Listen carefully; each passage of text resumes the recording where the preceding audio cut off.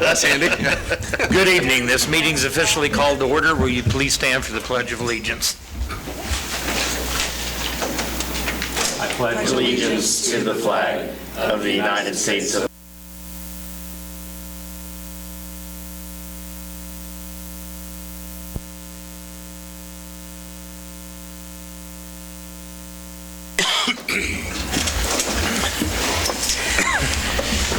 Good evening, everyone, and just a reminder before we get started, I've received complaints again that we cannot be heard on live streams, so please up close to your microphones when you speak.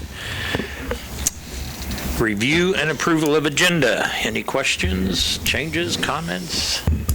Make a motion to approve the agenda. I'll second. Motion made and second. All in favor, aye? Aye. Opposed? Thank you. Anyone here wish to make public comments on anything not on the agenda? Moving on. Consent agenda. Before we make a motion, I do have a question, historically speaking, as well. The Iola territorial limits, number 6D, that South Ohio property, that's the one that needed to come in because they were on a septic. Correct me if I'm wrong. Did they not then find out that they were allowed to do septic and they went back to septic? Correct. But we'd already annexed it. We'd already annexed it? Yeah, we already did the ordinance, yes. We don't want to give it back and let it stay? I'd like to, but no. I don't think we can. It's already been annexed. The ordinance has been passed and approved. Not the boundary ordinance, the ordinance annexing it. Are we sure we want to keep it, or can Well, we? you know, there is a de-annex process. Well, I'm I'm thinking that do we really want a piece of property that's in town that's on a septic system and other reasons that may not benefit us to keep that annexed? Did they put in a new septic system? It's my understanding they did, that they found out they didn't need to be annexed, and that was the sole purpose of doing it. So my question is, if we annex them, what does that do to the fact that we have a code that says you can't be on septic? Do we grandfather them in? Well, no, they can be on septic. They've got to be over 1,000 feet from an existing sewer, or 500 feet. I can't remember what that footage is, Steve, but they've got to be a certain distance away from an existing sewer main that they can attach to. We've got a number of septic tanks in town as far as out on the edges where there isn't sewer accessible. Do we know if the homeowner has a preference? We have not talked to the homeowner Originally, since that. He requested it. Originally, he had to request it because he could then hook in our sewer system. It wasn't his preference to be in the city, but that was his only option because he was given the impression he could not go back with the septic system. And there may be some history that he would prefer to be county. I think we've been collecting property taxes on it since we did the ordinance adopting it. Is that not correct, Roxanne? Because the county has it.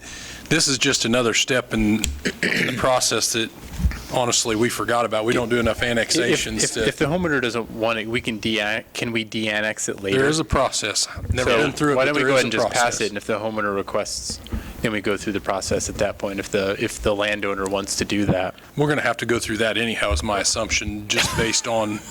Yeah, and I don't the know general the step-by-step for a de-annex, but, I mean, to answer your question, can you de-annex it? Legally, yeah. You can. I just don't know what the parameters are. I may come back here at the next meeting and say we can't de-annex because of X, Y, and Z. But there actually is a de-annexation process. It's something in the code. With this paperwork already drawn up, would there be a big deal to table that section for now, for 2 weeks, and get a little more feedback? No. That it's no big rush. I'd rather we. Yeah. Actually, we're just doing as Corey mentioned, we noticed we hadn't done it in a while, and we've annexed a couple pieces of properties in my time here, so it was just doing that. We can take it off. Change. I will make a motion to table item 6D, Iola Territorial Limits Boundary Ordinance 3531 until the definite time of next meeting. Second. Motion made and second. All in favor, aye? Aye. Opposed? I will now make a motion to approve the consent agenda as amended. Second. Motion made and second. All in favor? Aye. Opposed? Thank you. Roundtable. Who wants to begin this on the college? State your name, social security number, street address. I can give you someone else's. There you go. Okay. Give that, guys. Yeah, it's probably all out there anyway on the Yeah. dark web. I'm grandma There now, you go. so Congrats, that's true. I saw the glammy, picture. actually, glammy. Congratulations. They don't like it, but I do. Welcome. That's all that matters. Hello, my name's Lisa Wyckoff. I'm the Dean for CTE and Industry Partners at the college at Allen. And tonight I'd like to present to you, not a hard sell, just a discussion item I'd like you guys to think about for a couple of weeks and then come back to it. To partner with Allen to provide for a need. We've been having roundtables of our own and brainstorming sessions with various people throughout not only Allen, but also our service area, which is basically southeast Kansas, a little bit north. And one of the things we hear again and again is the need for CDL training. Local people cannot get it, or they have to drive to Wichita or Kansas City to receive the training. When the CDL law changed so that the 18 to 21-year-olds now, they can drive within Kansas and not out of Kansas, and they added some more training hours to the process. That also complicated things. It's not like it used to be you could go drive a farm truck around for a while, go down and take a test and get your CDL. It doesn't work like that anymore. That said, Allen has previously partnered at one point, and if you have questions about this, John can fill you in on that if you have questions about it. We did try a partnership with Monarch and to try to get people into a CDL program. It did not end up working out very well. We didn't have the people coming into it. It's not something at this point that Allen can provide on our own. My goal as we look at new programs is I always want to see what can we pilot, what can we do inexpensively so we don't get ourselves into a lot of equipment and a lot of things to try to meet a need for a small number of people. It just doesn't work that way in rural areas. So what I'm asking is that you guys consider partnering, and I have the MOU here because of the confidentiality nature of it. Corey has a copy of it. I've sent it, would have the attorney look at it. What Allen would like to ask the city to do is to use the parking lot for about a year, and we can say a year, and this will give us time as we partner with a third party, basically a for-profit school. They would come in, they do the training, they do the financing of the students, they do all of the paperwork. We, at Allen, we would provide them a classroom. They would provide, we would have basically 2 jobs minimum. They would require somebody to run and manage the school, and they also require at least 1 instructor, depending upon the size of the program. And Allen would provide a classroom for that. Now, there's really not the monetary, what comes in money-wise, I can tell you. It's $250 a student, which with providing a classroom and everything else we have to do at Allen, we're not really making any money. There's really no money coming in for this. But what we are doing is providing an opportunity for local people to study and obtain their license in what we call a high-wage, high-need area. And so anytime within the state of Kansas and KBOR, we look at occupations. For Career Tech Ed, we look at things that are high wage, which in Kansas is about $38,000 a year, considered high wage, and high need. And truck driving is a high wage, high need job, especially with all of the construction of all of the warehouses and distribution centers and everything else. We have a lot of competition for drivers locally. Now, a truck driver, when they come out, April White from the Kansas Board of Regents, who's the Vice President of Workforce Development, came and presented at our last board meeting, and she gave us some statistics. So a truck driver, average truck driver starting out can make anywhere from $38,000 a year to $60,000 a year with a 4-week training program. So really, there's a lot of the bang for the buck here. The program costs around $6,000, but I know that John and I have talked about this also. There's no way that Allen could provide it for that amount of money. We just couldn't do it. It's too expensive to have all of the trucks and the drivers and all of the insurance and everything else that goes along with it. If you don't know, I grew up in Iola, and so I'm very passionate about the park, and I'm not asking anybody not to have use of the parking lot. We've made it very clear with this driving school that if there's something going on at the park, they aren't here. I've had a lot of questions about, well, when would we need to use it? What happens is, depending upon the need for instructors and the number of students who come in, and they have drivers from Amazon and FedEx and other places who could come in here to train. Their goal is that nobody should have to drive farther than 30 minutes to get this training. So we could start every week a new class, and then they're just a week behind to the next one. It could start every 4 weeks. And so I can't tell you, other than Monday to Friday, 8 to 3, that this is when we would need to use the parking lot. But if there's a track meet, if there's the fair, if there is a swim meet, if there's something going on, then we have to go somewhere else. And I know that for some people this means they might have to park on the other side of the community building and walk in the other door, and I know that's an inconvenience. But I know also that it's an inconvenience for our industries when they can't find CDL drivers, and for our students when they have to go farther away to take this. The reason that we heard about this program is a local, Brandon McCarnan, wanted to work as a lineman, and now, depending on where you go to line school, they have to have their CDL before they get in. And so he went to Wichita to take the training from this program. This program is nationwide. They've partnered with a lot of community colleges. The thing that interested them about Iola is that just down the road in Chanute, we have the driver's license facility there. They can test there. That's a really good thing. Also, the proximity to the highway, because while they do their backing and turning and everything here on the facility, most of what they do is highway miles. The ratio of drivers to students is 1 to 3. They like to keep it at 1 to 2 when they can. But for every 3 students, there's 1 instructor with them. The reason that I'm asking to use the park is right now, this is the best case scenario for us. We've looked at all of the parking lots around. We've measured them out. I put a couple of drawings within your packet. And we have access to a public restroom, and there's some shade. And those were their 2 requirements, is that if they come into a facility, if they come into a parking lot and we have one, they usually put up like a carport and a porta potty, because that's what they need for their students while they're here. I'm not asking you to consider it right now. I just want you to think about it. Every time that we meet, people say we have to have CDL drivers, and we don't know where we're going to get them. The opportunity that our people in Iola and surrounding area would have to go to a higher wage job within just a matter of weeks, and they do.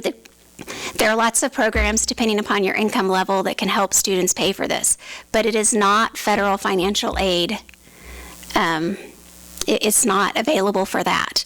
If at some point we could put it into a part of another program that would require it, it's possible. Some places have done that, but it's not really in the cards for Allen to have it as a degree program. This is really just a public service for everybody, and I'm asking you guys to consider partnering with us on this project. If you have any questions, I can try my best to answer them. Question I would have, what's the number of students you're hoping to have for a class to go, and what would that interpret into? How many trucks are they thinking would be here, 1 or 2 or 3? The most that I ever could imagine here that they would have would be 3. I'm assuming that they're looking at 2, with maybe up to 2 instructors. It really, starting out, we don't know, and that's the great part of the pilot program, is we're looking to build in the north at the college. This is something that we may be possible to put in a parking lot and to get some state help to do that. But right now, I don't feel like that's fiscally responsible, because whenever we can share facilities, especially in a trial program, I think that that's a good it's a good idea. It's what's best for taxpayers. So hopefully they would like to have 20 students in the program at one time, but they're going to be in various weeks along the way. But if it was less than that, if they had 12, if they had 6 or 8, they could make it run as they build the program up. They've been very, very successful. Their pass rate is very high. The way that they do the instruction, each student has a tablet, and the instruction, a lot of it's on the tablet. But the good thing is that every night they get a rating. It's basically, red light, green light, smiley faces, not smiley faces. Every day they know exactly where they're at. If you partner with employers who are paying for the training, every night the employer also gets that report of how your student is doing. So they're very good at getting students through the program successfully so that they can go out on the road. When are you looking to implement it? The driver training school said they could start 4 weeks after we had an MOU. That's the need. They currently have a facility in Topeka that they're using, and I think that they would like to transfer a lot of this direction. So we would have some people coming down. They'd be in town during the day to use things. Hopefully, if it grew big enough, then we could look at housing. Right now, the college housing is full except for Ballard House, and I'm like, well, we've got Ballard House. They could stay there for their 4 or 8 weeks if we can work that out. There are a lot of opportunities with it. Would there be any insurance? Yes, they have $1 million insurance policy. This in the a single limit, $1 million policy, full workers' compensation. And the college and the city would be additional insureds on the policies. My only concern is that it's a private entity partnering with a public entity to partner with a public entity, and so to me it feels a little weird. I'm not saying I'm against it, but I'm just saying a private entity partnering with a public one to then together partner with a public one. And Josiah, how it would probably look is that there would be 3 partners in the MOU: the city, Iola, and the college. I really look at it as economic development. I know that we partner with private industries all the time for economic development. We provide all sorts of services, utility hookups for other people, and in my mind, it's kind of the same private-public partnership. I'm looking out the window here at a big semi-truck right now in a public-private partnership that goes through a third entity, which is public. I view it as economic development. They're not saying they want to use this long-term. They want to see if it's going to work here. And so we're saying, hey, let's see if this works. And if it works, we're going to do something different. If it doesn't work, the college isn't going to spend a bunch of money on a parking lot they don't need. But this gives the college and the community an opportunity to give it a test run without a lot of expenses. If the private company came directly to the city, I think we'd probably go into an exec and say, hey, this is an economic development plan. They're not asking for much. You're looking for sure 2 jobs and then the training aspects.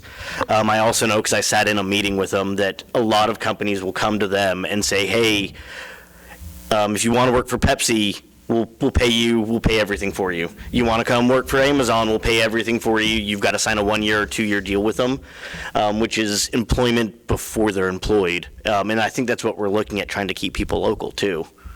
Here were my concerns and thoughts, and you answered a lot of those. And so one is damage to the lots, like long-term. I don't know if the lots are really meant for heavy equipment being used on them repeatedly.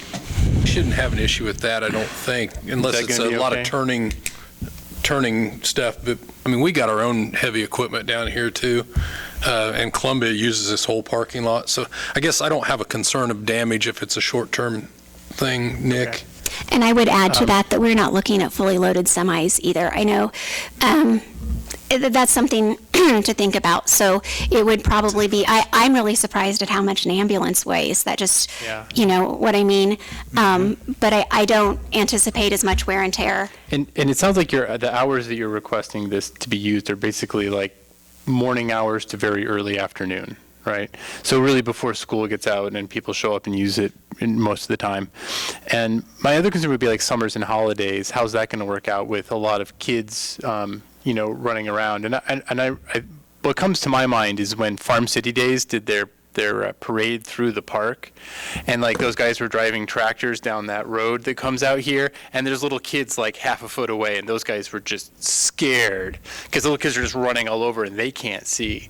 And so we're going to have these big heavy equipment with inexperienced drivers in the same area and environment with kids that can be reasonably dangerous. And so that's a concern I have as well. They should only be over in the parking lot other than the exit, or they shouldn't be down around the loop at all. No. Right, but by the pool. Right. And our parking lot is in better condition than 54 Highway. And for that reason, I think when you're looking at the two options, I would only consider it on this parking lot right here, not the one over by the pool. And really, the other one would be, I looked at every alternative. We need an acre, so everything would be marked off, clearly marked. If it, as far as summertime traffic, we can, if we're concerned about kids at the pool, we can mark it off a little bit farther out. We can put up a double barrier, but they're pretty set on their marking in their spaces, and that's, I guess what I have is they could just as easily be hit on their bikes somewhere else. Fair enough. The other concern I have, what are you going to do with cars that are left in the lot overnight? Are we going to tow them? Or just not have something that day? Or? Well, they would have to just work around them, because we've talked about that. If something comes on, if there's a problem and the car can't get moved, then it is what it is. That's just an added obstacle for them to go around. Yeah. Do we allow parking overnight here? We have a curfew down here, a no loitering curfew. However, I don't think if somebody had a vehicle down here, we would do anything with it. Yeah. But if it's down here for like a week, like somebody just abandons a car. Well, we would have it removed. Right. Yeah. I don't think we've dealt with that issue. No, we've never had a problem. No, not that I've been. And I don't foresee necessarily an issue with using this lot. I think our last meeting, we had mulch piled up over there. So, there's going to be some adjustments, give or take. I think my biggest concern is just the open-endedness, and I'll send you guys the MOU and I'll redact the name out of it, and let you look at it when I send it to Bob. But, my biggest concern, it just looks really broad to me as far as 9 to 3 every day of the week. And I for them and the company to narrow that scope down, because it's going to be hit or miss. That was my only concern. And I have a couple of things. First of all, I think it's a great idea. And is this a rolling year-round program? Because you said that they're going to be rolling it in and new students and all of that. So I lost my train of thought now. Well, I think it would be a great idea and a great addition. Here was my other thought. I feel that the college is being a good steward of the taxpayers' money by not going in both feet, trying to acquire and develop a parking lot area for this pilot program with the fear of it failing or not being successful. So, and I'm confident that you folks have done your homework and your due diligence and will do what's best for all entities involved. Thank you. And I can tell you the same thing that I've told other people who've asked about it. If there's a problem, then we're going to address it. If just like any other legal contract, if something, if we come to a big problem, then we address it. I don't anticipate any problems, but it's not something that we're going to let continue on. If something comes up, if we have big issues, then we'll take care of them. And I also might add, when you get the MOU, it is for 2 years on here. That's not what I'm asking you all for, because I don't feel right doing that. I'm asking you for a year. And then at that point, we can decide if this is something that the college can get some funding to put a parking lot in, if we can find somewhere else. But right now, this is what we've got, and this is a need that we have.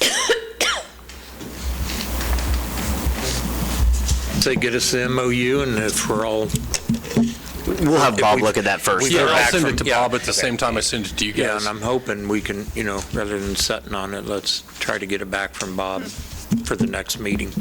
That will be to the intent. I also, before I go, I would like to, on October 22nd, which is next Tuesday night, from 4 to 6 p.m., we're having a workforce solutions get-together at the college.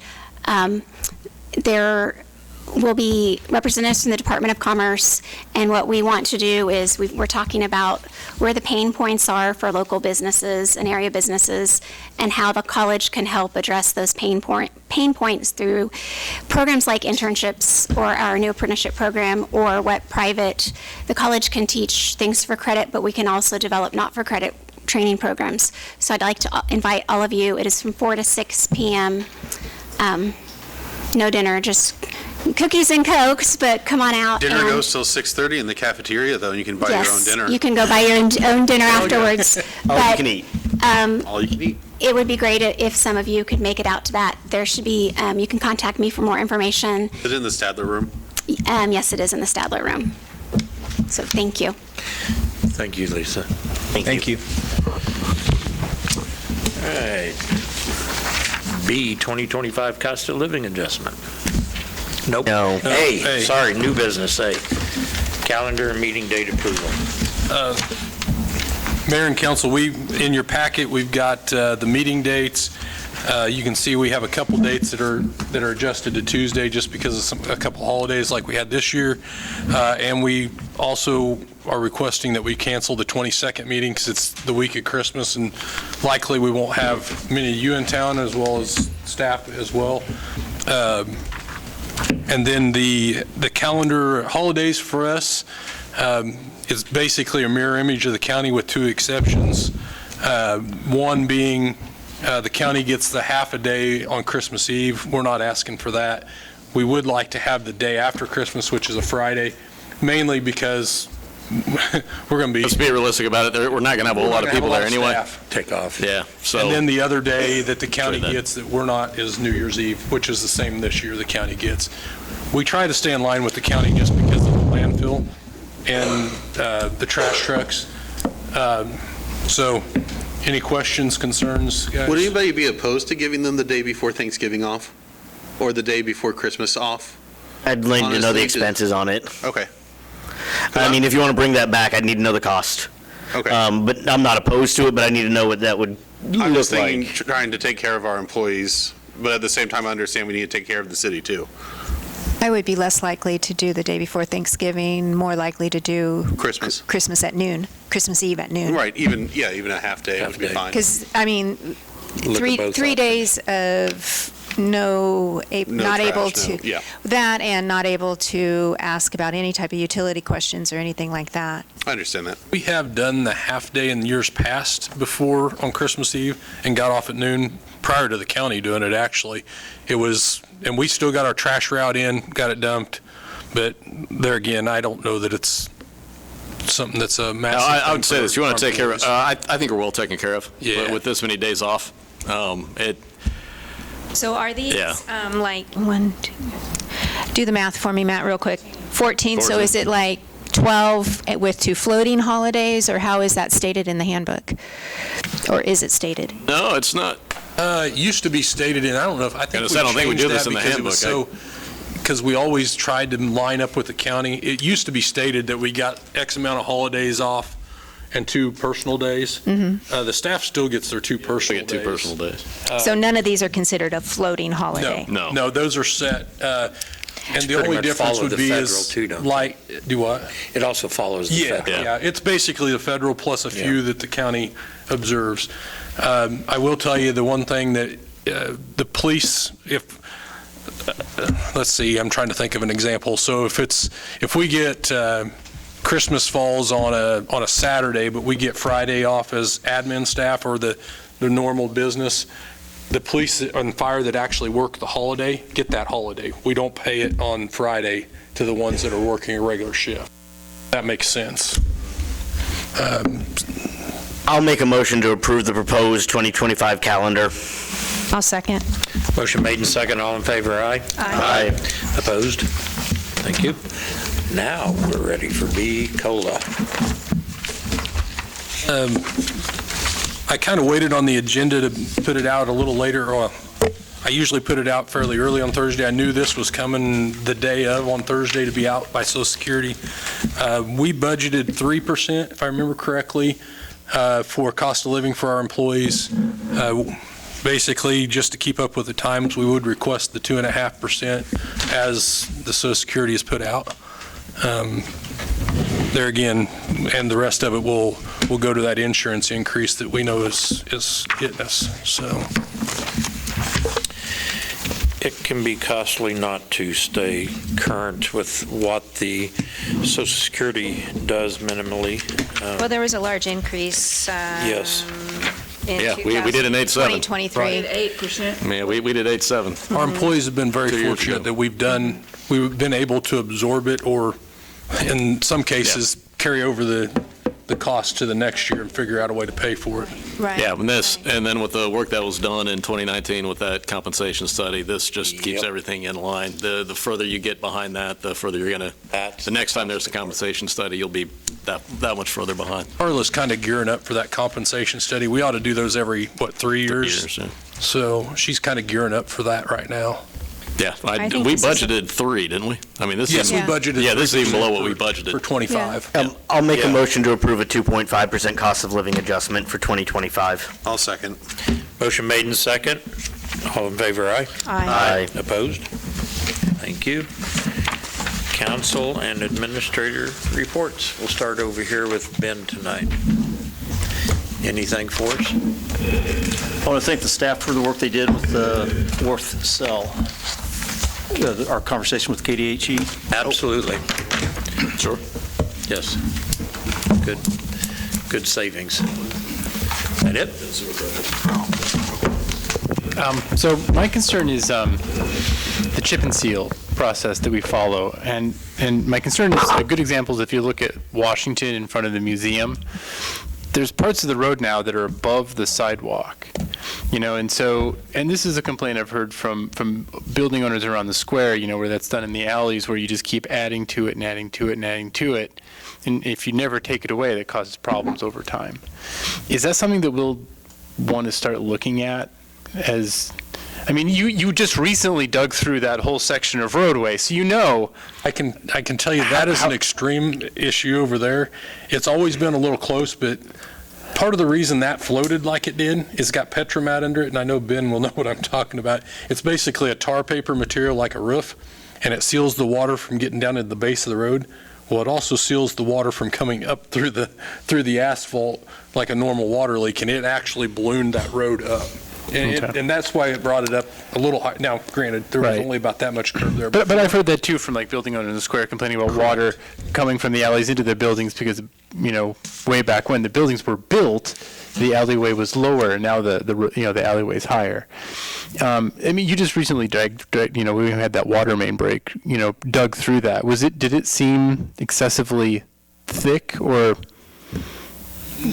Not any more than I would say normal. Okay. And honestly, the chip seal process we use nowadays, when I first started, it was limestone screenings with a different type of oil, and it actually builds up a lot faster because the chips basically make up the road or the ceiling. With this, and I'll probably get the wrong oil, but I think it's an emulsion oil that we use now that essentially, if we didn't put the rock on it at all, it would be a seal coat, and we could leave it closed for 2 days and not have any rock. We sweep up a very good majority of the rock that we put down now, that red material. We save it every, 3 or 4 years, we're able to recycle that rock. Right. I'm not near as concerned as I would have been if we're still using the limestone. But yeah, you're right, it does build up over time.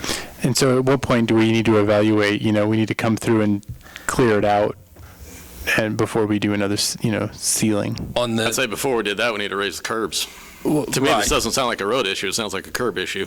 And the curb, Well, but this town is in desperate need of a curb project. And Seneca budgeted $60,000 a year to do curbs. And $60,000 a year, that's not a lot of curb, but when you do it for 20 years, you can do the entire city. To me, it sounds like it'd be a combination of doing both, doing a curb project. And if some property owners in town want to raise their curb, we can make that happen. I mean, they'd have to pay for it all, but we could make that happen. We do allow that in our sidewalk and curb Yeah. replacement program.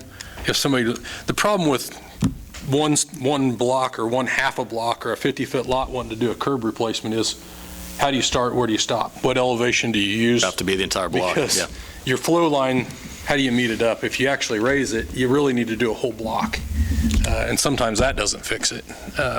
You kind of chase your tail on curb and gutter, but I do think on the main thoroughfares and stuff in town, a mill and overlay works because you can mill more down and then overlay it. But on those side streets, you're never going to get to that.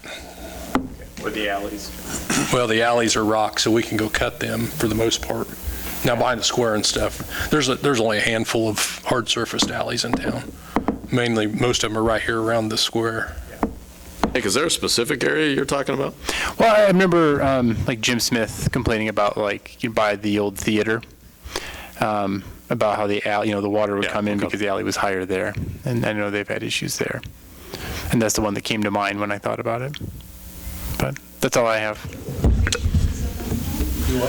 Say, did we chip and seal that alley? No. I didn't think so. We don't even chip seal any hard surface alleys. Yeah, I was If just. they're hard surface, they're hard surface. Yeah, it's the other thing that popped into my head is I didn't think we did that to alleys. So I. No, but I mean, and rock will do that to an alley as well. If we're going in there, the guys they try not to raise an alley. Sometimes it happens when they, tailgate out rock. But usually it's, hey, let's fill the potholes in and blade it. But again, they raise over time. But most of them, if you notice, if the manholes are the same elevation as the alley, we haven't raised that alley because the manholes have been there for, and we very rarely raise a manhole. So.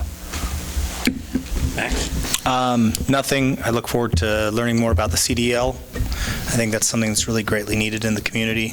Could do really good for the people around here. So looking forward to that. Sounds interesting. John? I'm sad to say this, but please don't cut down trees in the cemetery.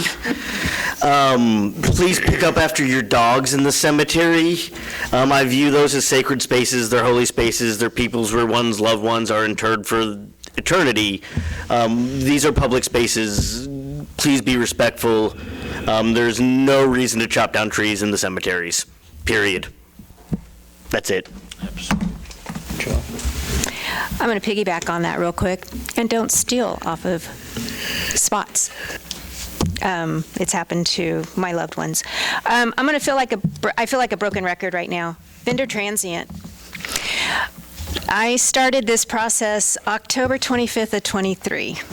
We met in April after sending an email February of 2024. I understand it's been with our attorney for about 8 weeks at least. Sounds about right. It might be time that someone else besides me talks to him about it. Well, we would love to if he would return calls. I do. He works for you all. Yep. We will follow up. I'll tell you, the last time when I talked to him, was it last week I told you I talked to him? Yeah. I talked to him on a Tuesday maybe, last week, and I was trying to get him to get it done for this meeting, and he said he'd take a look at it. I told him, I said, if you can't, I realize, because that's a long ordinance he's going to have to rewrite or modify. Otherwise, we would have done it in-house or with staff, but I told him, I said, I really need it at the next meeting. So I'll email him in the morning. Because it's not going to necessarily be a signed, sealed, and delivered situation, because we still need to review it and make any amendments, and possible amendments. So it's not just an immediate yes or no. Right. And here we are, the middle of October, and still nothing. I think I sent it to him Wednesday after that meeting, In April?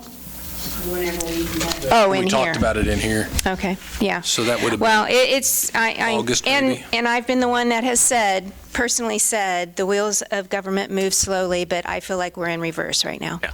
Not this slow. It shouldn't be this slow. And that's But all I again, have. I think perhaps someone else give him a call. Yeah, I would appreciate that. Thank you. Tim? Congratulations to Toby Ross on 31 years. That's pretty amazing. He must be a saint. Okay, Josiah. And That's when- less than I've been alive. I was going to bring that up. Where do we stand on the signs for South Street? I was going to give you an update here in just a minute, but Jason called today. The posts are the only things we've been waiting on, the channel post to install. They should be here tomorrow or Friday, or Thursday or Friday. So we're planning on the first of the week if everything goes well. And we'll, like I said, as soon as we get them posted in, Jason and I are going to sit down and kind of get it scheduled. We'll blast out a Facebook post and try and get it out there on social media so people Yay. know. Okay. That's all. Cool. I just want to say thank you to the guys and gals that pick up all the extra brush, because that was super helpful. So that's a good deal. That's all I got. Citywide. Yeah, first I'm going to start off by saying congratulations to Toby. He's been working less than I've been alive, and we're really running out of people that have been here at least that long. Also, this past weekend, I attended the annual league conference. I was able to attend 4 total sessions out of the 5, because during the second session, there was less than standing room only in most of the rooms, and so I wasn't going to try to fight people to go in. We were actually, I don't know if you'd say that it's a positive thing. We were recognized in 2 of them. One was one that Matt was part of for water towers. The other one was regarding emergency management, and it just brought up the 2007 flood because they were just talking about flood in general and what cities need to do.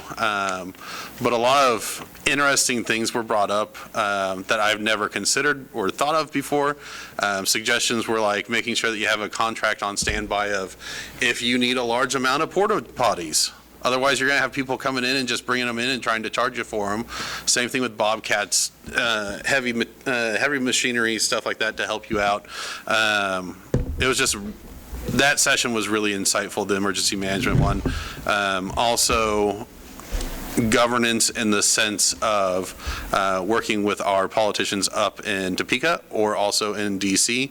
That was a good one, and I hope to be able to attend. I think it's January 22nd is City Day on the Hall, or on the Hill up in Topeka, and so I'm hoping to be able to attend that. I think information will come out to us from the league for that, and essentially the more active we can be in pushing what our citizens need here in Iola, hopefully the more will happen in Topeka, because regardless of how we feel about folks, they need to know what's going on and the impact that things up in Topeka are having on our neighbors, and the 9 of us can have a whole lot of impact on the 5,000 plus that live here through Topeka. I think that's all I've got. Thank you. Corey, anything else? We finished cleanup week. It was actually a longer, bigger cleanup than we had in previous years, or cleanups, because I think it took them pretty much all week last week to do. They finished up on Friday. Usually they're done in 3 or 4 days. There was a lot of brush this year, or this time it seemed like. And I don't know if you've heard, and I'm sure Matt will mention it, but we were awarded a transportation alternatives grant of $4 million that we're going to have to figure out how to manage. Okay, I don't have anything now. I stole his surprise. Rewind the tape. That was If you guys want to going to be have the anything closer. for It was us? going to be the closer before we adjourn. If you want to go to the Thrive dinner, let us know. We can reserve your stuff if you guys want to send or let us know. I guess put me down then.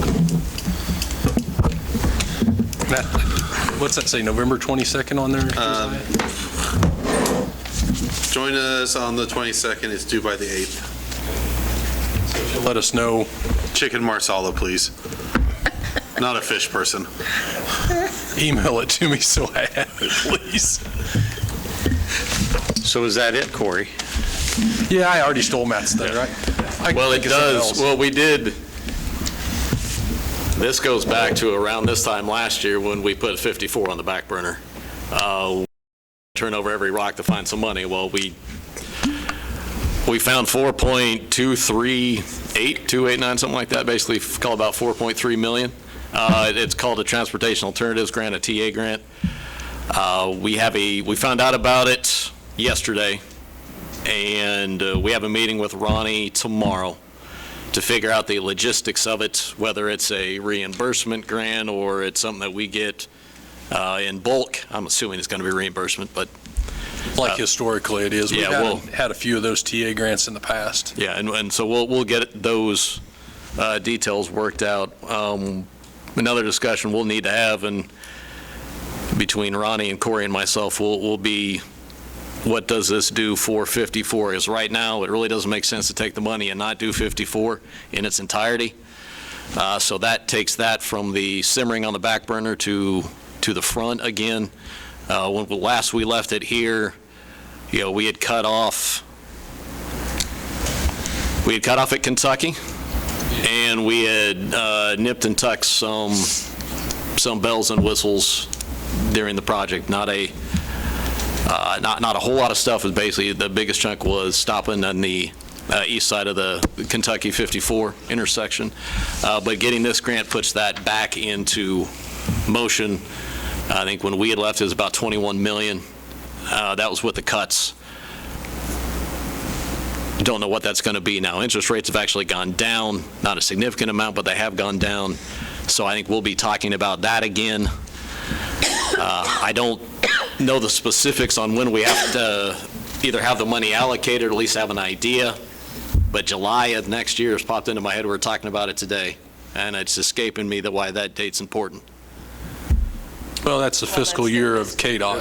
It's their fiscal year, okay. Yeah. It's one of those things, I don't think we don't have to have that money spent by July No, I think of we've next just year. got to have a project in the process. Project in mind, yeah. That money needs to be allocated. And if to it's something. like we've done, we've had, I think, both phases of the Prairie Spirit Trail when we did that, the north phase and the south phase, as well as the Benton Street to the school, were TA projects or TE projects, whichever acronym you want to say, whether it's in transportation enhancement or alternatives or what it was, but they've changed every 5 years or so when they do so.